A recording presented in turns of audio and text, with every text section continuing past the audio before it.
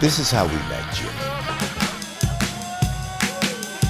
We were talking with a very close friend of ours. Her name was Faye.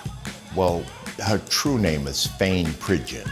Faye was trying to assist a friend of hers by the name of June Vasquenza. Now, June Vasquenza was a character within her own right because she was a exotic dancer, beautiful woman, but she had her motives, and her motive was a green card. She wanted Jimi to marry her.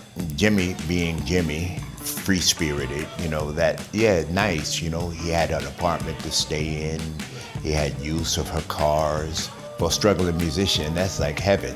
Faye explained to us and said it was time for Jimi to leave there, and the new person that would take Jimi's place would be Tunde. Tunde would inherit the kingdom. I had just come home from the military, and I was a soldier. Now I was a combat duty here, and that was to get rid of Jimi Hendrix. Not to get rid of him, but to evict him by any means necessary. But you had no idea this was Jimi Hendrix? No, just a man.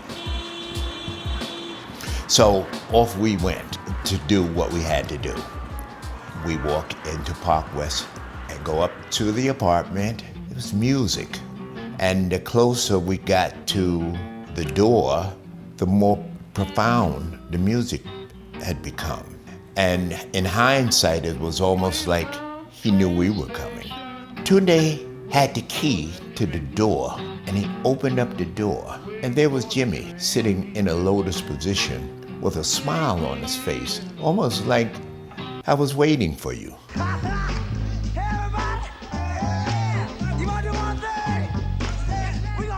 Something was wrong.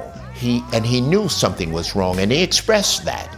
I've got to get my message across to this community also, and that's going to be the job of the Ghetto Fighters. Jimi had to go and fulfill his final obligation with Michael Jeffries. This is where the conspiracy comes in.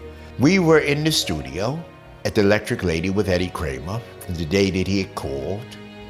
The conversation I didn't like. Then I heard something in his voice. He says, somebody gave something to Billy Cox, the bass player, and Billy's bugging out. Next thing I know, the broadcast came out on the radio. Jimi Hendrix is dead.